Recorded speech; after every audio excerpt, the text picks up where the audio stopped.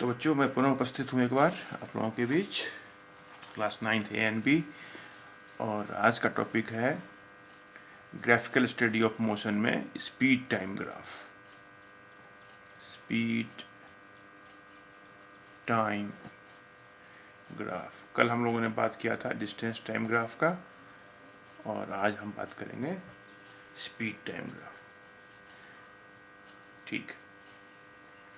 अब यदि हम एक ग्राफ पर वाई एक्सिस पर स्पीड को प्लॉट करें और एक्स एक्सिस पर टाइम को प्लॉट करें, और यदि ग्राफ का नेचर ऐसा आ रहा है, the graph is parallel to the x axis, तो आप क्या देख रहे हैं कि जब टाइम की काउंटिंग स्टार्ट करना शुरू किए उस समय जो स्पीड था, मान लीजिए ये स्पीड था, सपोज कीजिए 10 मीटर पर सेकेंड,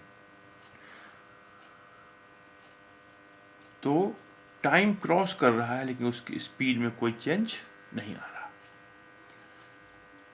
तो स्पीड में चेंज 0 है, मतलब स्पीड में सेम स्पीड पे जा रहा है। इसका मतलब हो गया कि द बॉडी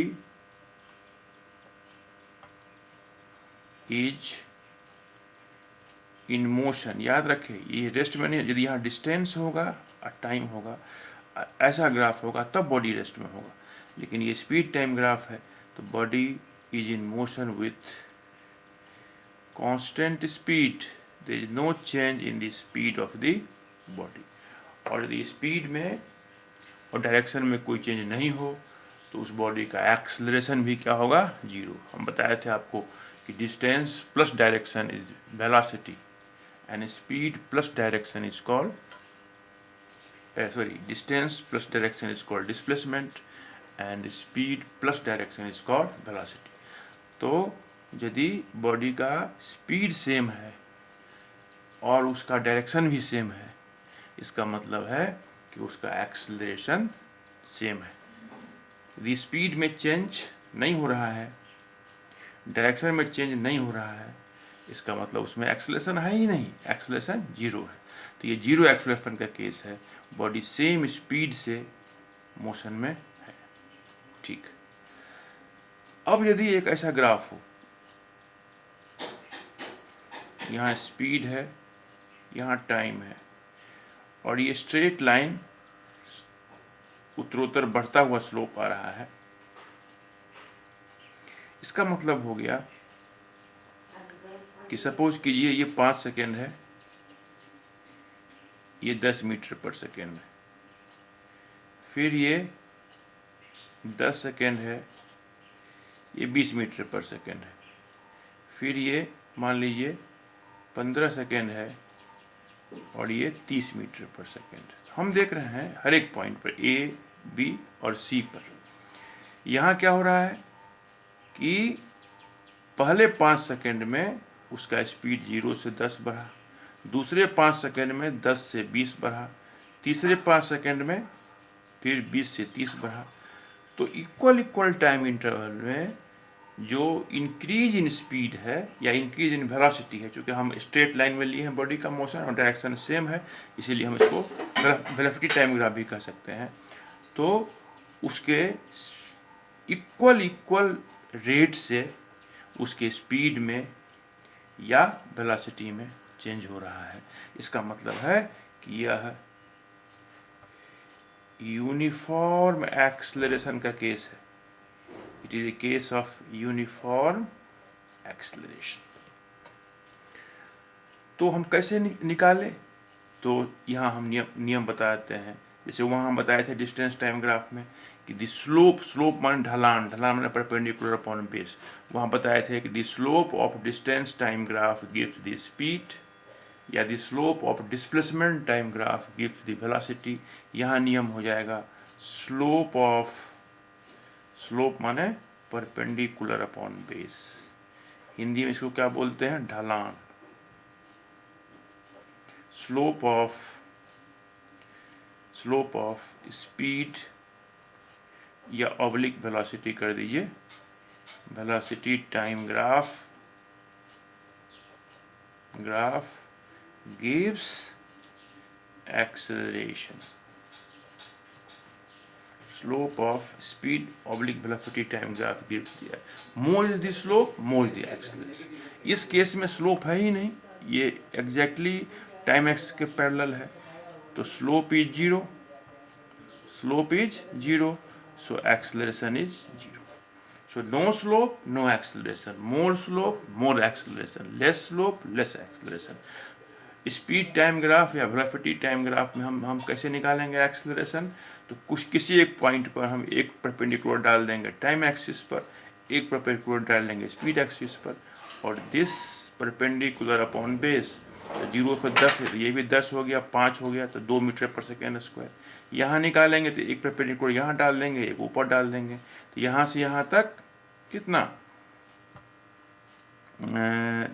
10 सेकेंड, यहाँ 20 मीटर पर सेकेंड, तो कितना होगा परपेंडिकुलर, तो 20/10 2 मीटर पर सेकेंड स्क्वायर। समझ गए? तो इस ढंग से हम स्पीड टाइम ग्राफ के किसी भी पॉइंट पर डाले गए परपेंडिकुलर किसी भी पॉइंट पर स्लोप निकाल के, स्लोप क्या होता है परपेंडिकुलर अपॉन बेस, उससे हम एक्सेलरेशन निकाल सकते हैं। तो दूसरा ये आपको सेकेंड की पॉइंट मिला। ठीक है, अब यदि ऐसा ग्राफ हो कि इधर स्पीड हो, इधर टाइम हो, और ऐसा ग्राफ, यहाँ हम देख रहे हैं स्पीड में तो चेंज हो रहा है टाइम के रिस्पेक्ट में, लेकिन वह यूनिफॉर्म रेट से नहीं हो रहा है, अर्थात इक्वल टाइम इंटरवल में अनइक्वल इंक्रीज इन स्पीड हो रहा है। इसको हम बोलेंगे case of non uniform acceleration. तो यदि नॉन लीनियर ग्राफ हो, स्ट्रेट लाइन ग्राफ नहीं हो, तो वह केस किसका होगा? Non uniform acceleration. यदि यहाँ निकालना है आपको किसी भी पॉइंट पर एक्सेलरेशन, मान लो यहाँ निकालना है, एक टेंजेंट यहाँ ड्रॉ कर दीजिए, एक टेंजेंट यहाँ ड्रॉ कर दीजिए, ये हो गया परपेंडिकुलर, ये हो गया बेस। तो यहाँ भी स्लोप निकाल सकते हैं, स्लोप माने acceleration equal to p by perpendicular upon base. तो आपको मूल मंत्र मिल गया कि स्पीड टाइम ग्राफ का ढलान जितना ऊंचा ग्राफ होगा, अर्थात उस जो बॉडी मोशन में है उसका एक्सेलरेशन उतना ही ज़्यादा होगा। ये ग्राफ का ढलान जितना नीचे होगा, इसका मतलब उसका एक्सेलरेशन नीचे होगा। और थर्ड पॉइंट जान लीजिए कि यदि स्पीड टाइम ग्राफ हो, स्पीड टाइम ग्राफ हो, मान लो ऐसा ग्राफ है, आपकी इच्छा हो कि ये बॉडी ने कितना डिस्टेंस या डिस्प्लेसमेंट कवर किया, क्योंकि उसमें स्पीड है और वो मोशन में है, तो कुछ न कुछ स्पीड कुछ न कुछ डिस्टेंस या डिस्प्लेसमेंट कवर करेगा।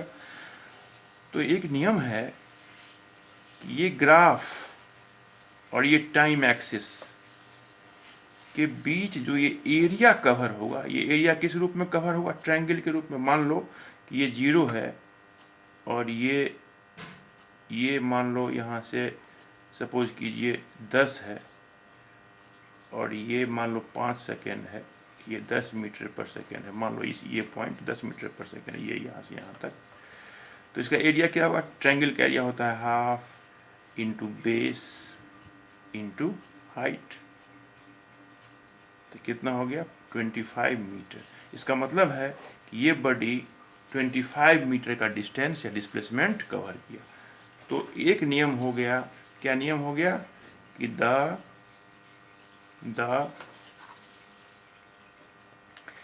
Area of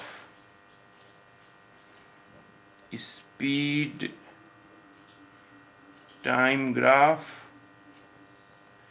gives distance oblique displacement covered by body। यदि हम एक ग्राफ आपको पूछें, ये हमारा है स्पीड, ये हमारा टाइम, ऐसा ग्राफ है, ये है 0, ये है 10 मीटर पर सेकेंड, ये टाइम है 10 सेकेंड, तो बॉडी ने कितना डिस्टेंस कवर किया? तो देखिए ऐसा ग्राफ है, हम क्या बताए थे, ग्राफ और टाइम एक्सिस के बीच जो एरिया कवर हुआ, ये एरिया